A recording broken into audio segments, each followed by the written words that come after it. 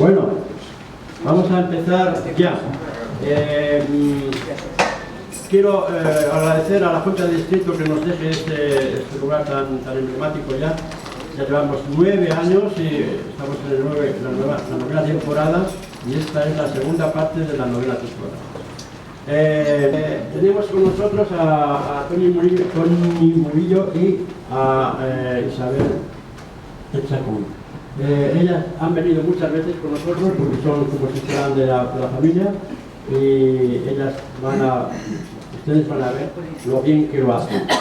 Con nosotros, con ustedes, Toni Murillo e Isabel Chacón. Muchas gracias.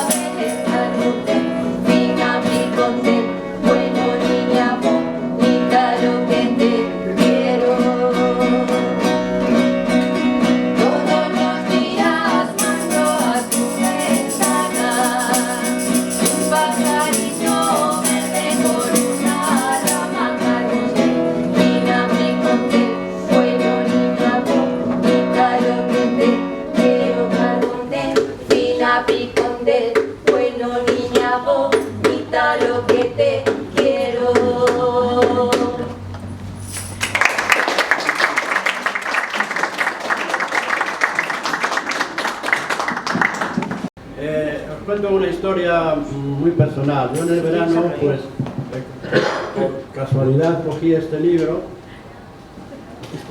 que era Adiós a las armas de Hemingway.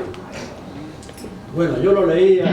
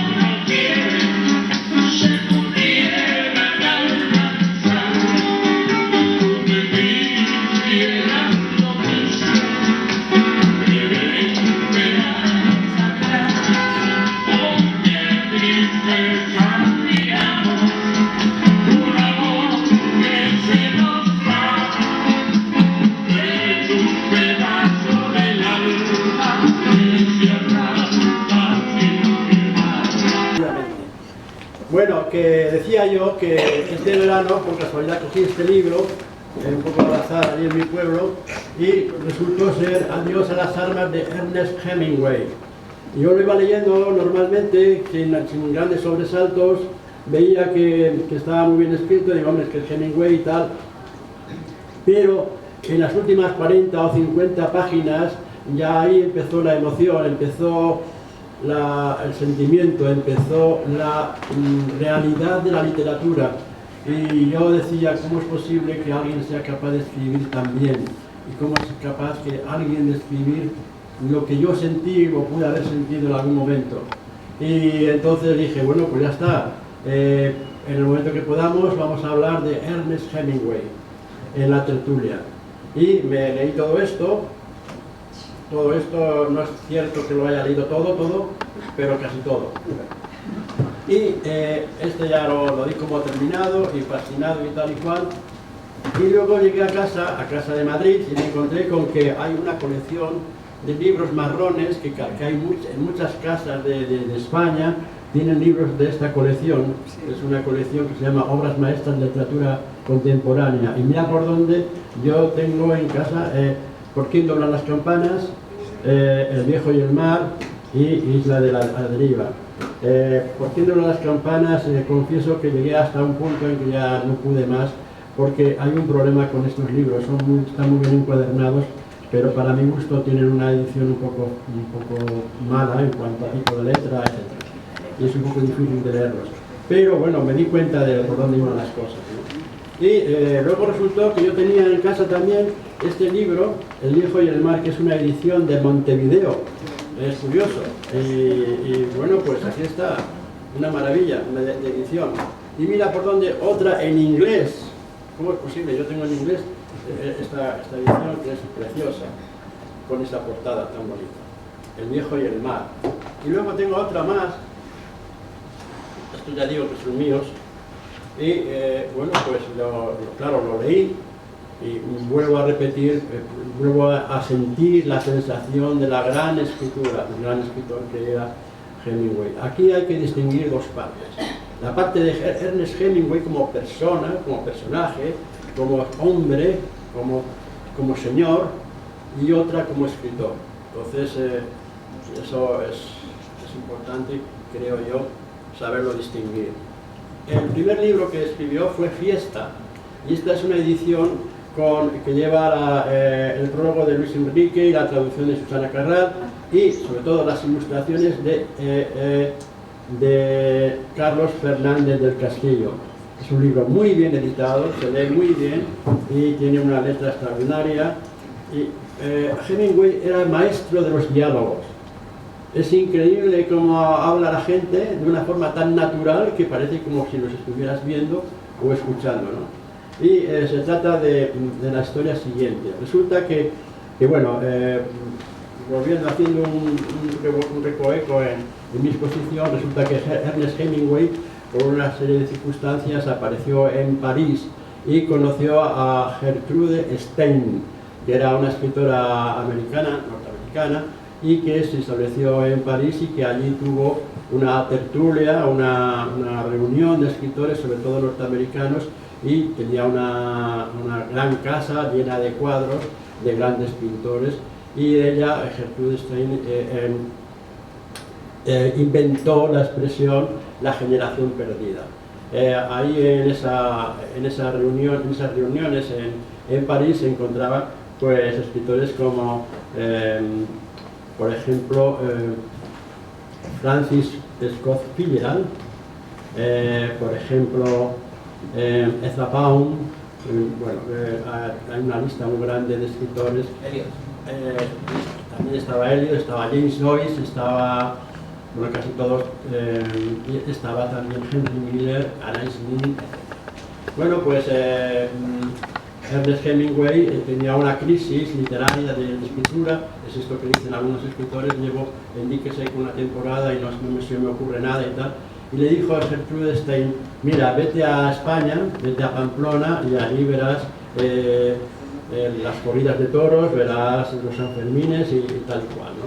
Bueno, pues entonces un grupo de escritores con una escritora muy guapa que era inglesa y que era, digamos, de la que todos estaban enamorados y aparecieron en San Fermín, en Pamplona.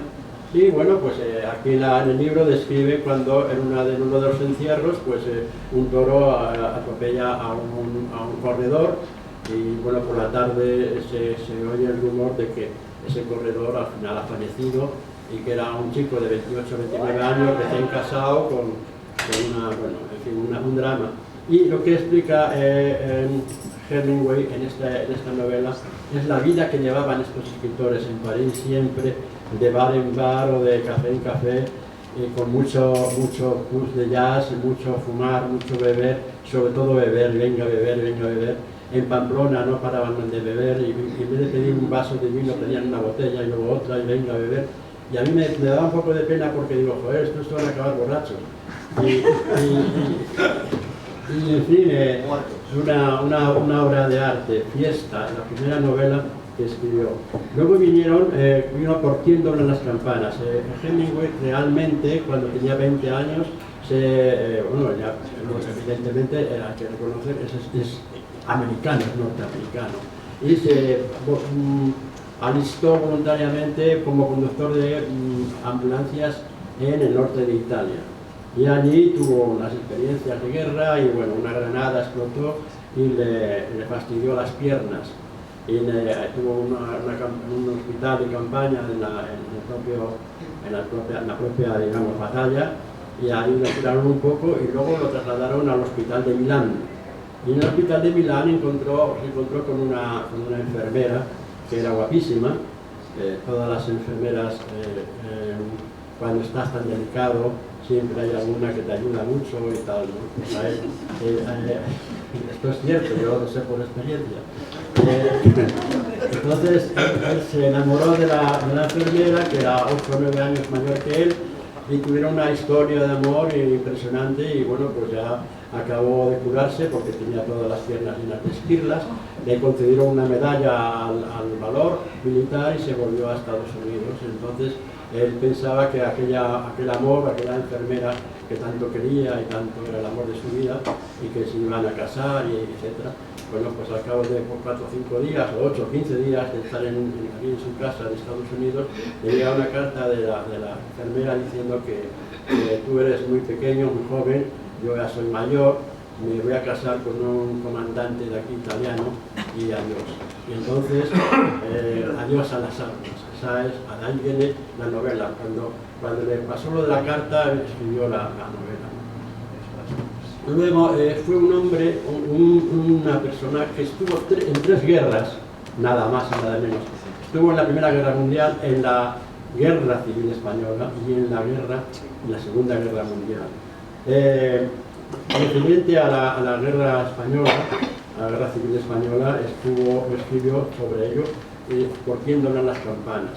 ¿Por quién doblan las campanas? Es un título que viene de una referencia a una dedicatoria que el propio Ernest Hemingway hace en este libro, y dice, dedico este libro a Martha Helbon, entre paréntesis, Ernest Hemingway se casó 4 veces, y la tercera mujer fue Martha Helbon. A esta mujer le dedica este libro, y la dedicatoria dice, y por consiguiente, nunca hagas preguntar por quién doblan las campanas. Las campanas doblan por ti. John Donne. Y aquí cuenta la historia de unos milicianos, bueno, casi maquis, que estaban en los montes de Segovia con el objetivo de reventar o de destruir puentes. Evidentemente estamos hablando de activistas republicanos. Hemingway volvió a Estados Unidos y bueno, por seguir con su obra, El viejo y el mar, y bueno, aunque no sea correlativo, tiene un libro muy bonito que se llama Al otro lado del río y entre los árboles. A mí este me parece un título precioso, al otro lado del río y entre los árboles. Yo que soy muy de ir al río, al río Esla, yo siempre pienso que habrá al otro lado del río, que hay muchos árboles y nunca he podido pasar porque el río lleva mucha agua. Entonces, al otro lado del río explica la historia de un hombre ya de 50 años que se enamora perdidamente de una chica, de una joven de 19 años. Hemingway tenía una cierta fijación por las jóvenes de 19 años, qué cosa más rara, y el caso es que le pasó 2 o 3 veces que tuvo grandes amores con mujeres de 19 años.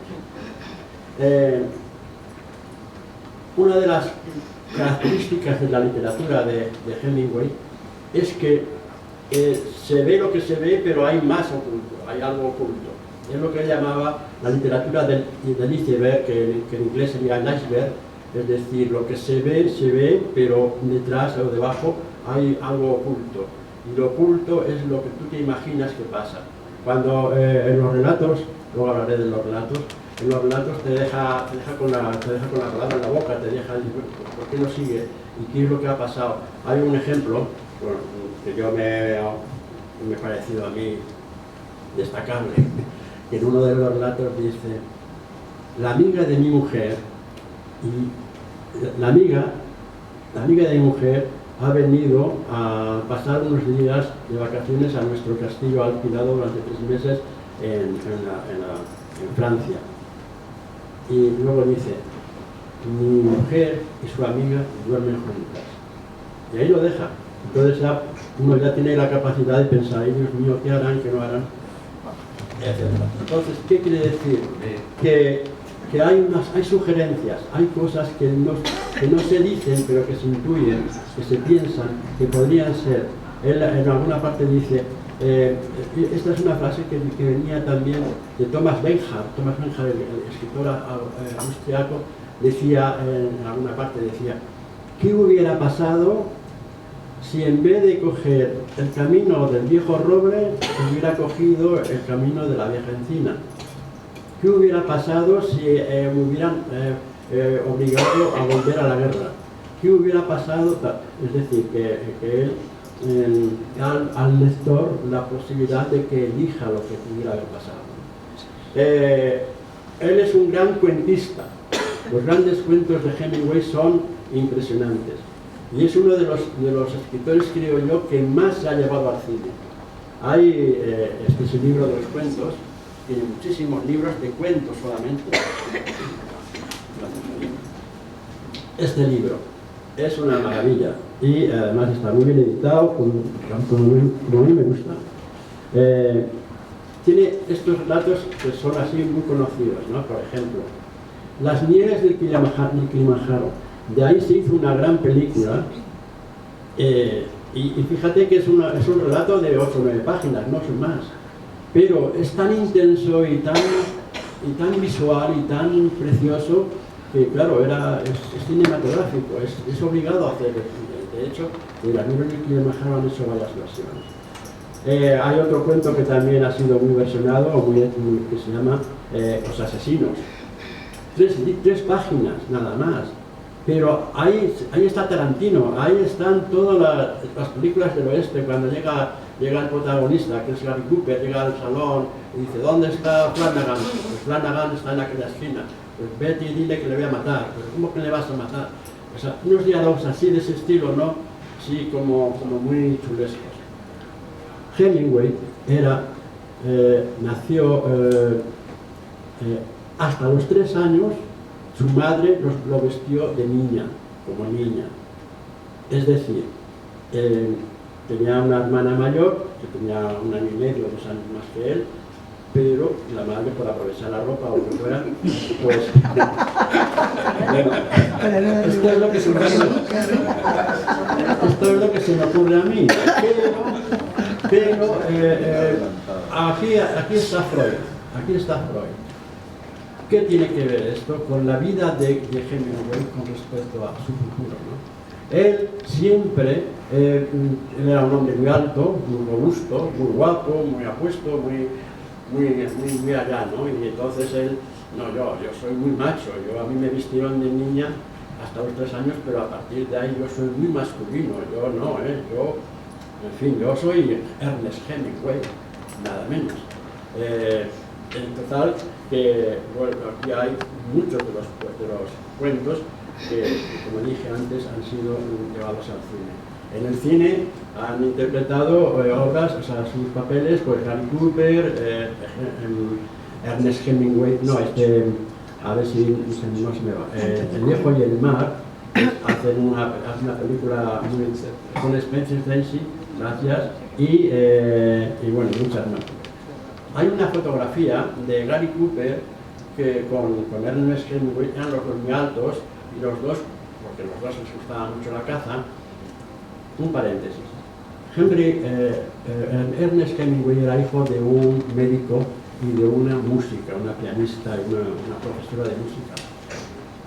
Y desde pequeño a Ernest Hemingway le enseñó a su padre a pescar y a cazar.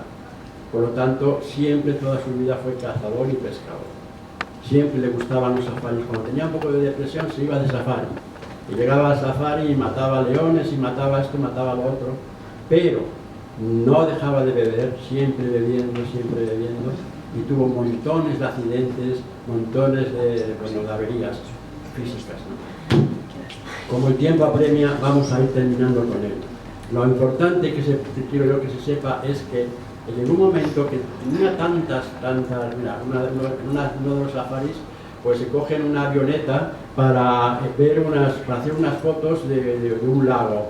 Y bueno, pues antes de nada más arrancar el avión, la avioneta se tropieza contra un poste de la luz y adiós, se caen abajo y bueno, pues una avería impresionante, que si las costillas rotas, que si esto roto, que si no sé qué. Bueno, pues al día siguiente vamos con otra avioneta, vamos a llevarlos hasta Nairobi y allí en el hospital nos atienden. Bueno, pues cogen la segunda avioneta y esa avioneta se incendia y entonces, pues, una historia, ¿no? Y el asunto es que llega un momento en que hay un capítulo, por eso viene lo de Convey II. Alguien decía, no da puntadas sin hilo. ¿Por qué eso? Pues porque Hemingway en un momento determinado descubre Cuba y allí se compra una finca de 60 hectáreas que se llamaba Punta Vigía. Y ahí estuvo durante muchos años, ahí escribió mucho, y tuvo muchísimas aventuras y sobre todo lo que hacía era visitar dos lugares que son emblemáticos y que en La Habana todo el mundo es una visita obligatoria: ir al Floridita, ir a la bodeguita del medio. Hemingway tiene allí estatuas, tiene placas, tiene de todo y tiene muchos daiquiris y muchos cócteles que se llaman Hemingway. Hemingway está por todos los lados, muy conocido, muy tal y cual, y resulta que con tantas averías como tuvo, llegó un momento en que, bueno, por el medio su padre se suicidó. Y entonces en un momento dado dice, va a ser el destino que me toca a mí suicidarme. Y efectivamente un día la mujer le pidió que se quería matar y lo llevaron a un hospital contra la depresión y tal y cual, y le hicieron electroshock. Y cuando acabó con la sesión de electroshock volvió a casa y se puso a escribir y no podía escribir. Y dice, me han matado porque ya no tengo memoria, ya no tengo capacidad para escribir, de tal manera que para qué. Y cogió y se metió una escopeta en la boca y se disparó y se mató con 61 años. La casa de Cuba se la regaló al gobierno cubano, que por cierto se hizo muy amigo de Fidel Castro, y ahí está como un punto turístico y que la gente puede ver que tenía allí 8 o 9 mil libros, dejó 8 o 9 mil libros, dejó máquinas de escribir, etc. Bueno, yo sé que, mira, una biografía donde explica todos los pasos que dio los escritores que conoció, que fueron todos. O sea, aquí habla de todos los escritores, la correspondencia que tuvo. Tenía una relación muy especial con William Faulkner, Nosotros somos, en este pueblo, somos muy admiradores de Faulkner. Oh, Faulkner. Y Faulkner fue el guionista de muchas de las películas de obras de Hemingway. Tendría que mirar los apuntes, pero ¿para qué? Decir solamente una cosa. Tuvo 3 hijos. El último se llamaba Gregory, era un niño guapísimo. Y resulta que cuando tenía 63 años, Gregory se cambió de sexo y se convirtió en Gloria Hemingway. Y había tenido 7 hijos con diferentes mujeres, pero él se cambió de sexo. ¿A qué viene esto? Viene a que el trauma que tenía Hemingway, el padre, sobre cuando era niño, que le vestían de niña, todo eso trascendió hasta el extremo de que uno de sus hijos al final fue travestido, le gustaba vestirse de mujer y al final se cambió de sexo. Otra cosa, en el año 1980 aquí en España hubo un anuncio de Freixenet en Navidades que lo protagonizaba Margot Hemingway, que era nieta de Hemingway. Y Margot Hemingway fue protagonista de una película que fue más o menos famosa, que se llamaba Lipstick, que es lápiz de labios, y que bueno, pues tuvo cierta fama.